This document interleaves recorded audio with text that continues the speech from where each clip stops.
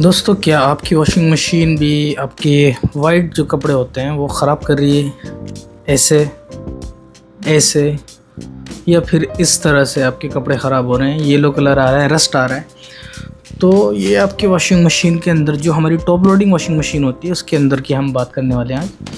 हमारी जो top loading washing machine होती है, तो अगर वो वॉशिंग मशीन आपके कपड़े इस तरह से ख़राब कर रही है तो उसका मेन रीज़न हो सकता है आपका जो ड्रम है जिसके अंदर आप कपड़े धो रहे होते हो, वो ड्रम जो है ना वो नीचे से रस्ट जंग पकड़ लेता है। वो जंग क्यों पकड़ लेता है?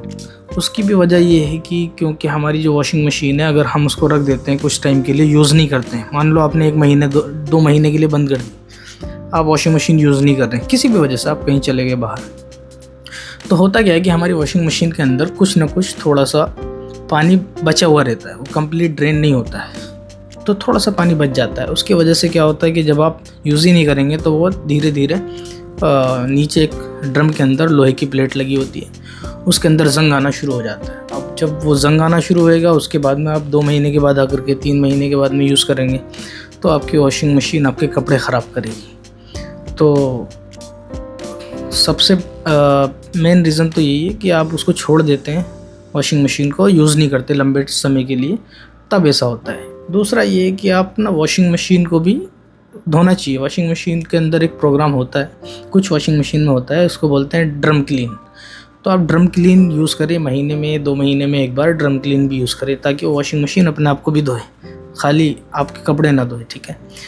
और दूसरा ये कि जब आप कहीं जाने लगें, सबसे मेन चीज़ जो है, जब आप वॉशिंग मशीन को छोड़ रहे हैं कुछ टाइम के लिए, मैं टॉप लोडिंग की वॉशिंग मशीन की बात कर रहा हूँ, जब आप वॉशिंग मशीन को छोड़ रहे हैं कुछ टाइम के लिए, तो करना क्या है कि आपको ना वॉशिंग मशीन का जो फ़िल्टर होता है नीचे बैक साइड में, तो इस फ़िल्टर को आपको खोल देना है। खोल करके जैसे ही आप खोलेंगे तो इसके अंदर से तकरीबन 1 गिलास के आसपास पानी बाहर निकल जाएगा।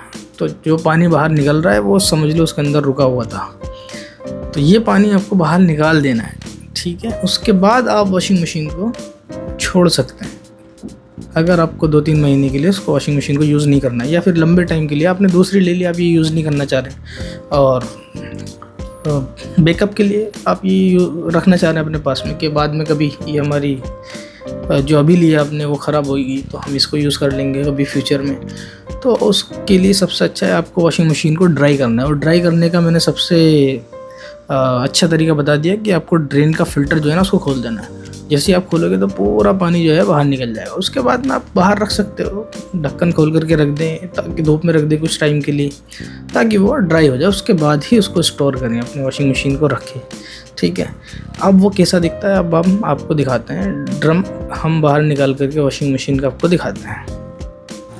तो ये है हमारा ड्रम जो हमने निकाल लिया वॉशिंग मशीन में से, और ये हमारे पास में एक और ड्रम है, नया ड्रम है लेकिन ये सेम मॉडल का नहीं है। तो मैं सोच रहा था कि इसका जो लोहे की प्लेट है इसको हम रिप्लेस कर देंगे, लेकिन यहाँ पर साइज़ का थोड़ा सा इशू आ रहा है। स्क्रूज़ जो हैं वो होल्स अपनी जगह पर नहीं बैठ रहे हैं, थोड़ा सा चेंज है, मुझे इसके लिए दूसरा ही मंगाना पड़ेगा सेम मॉडल का।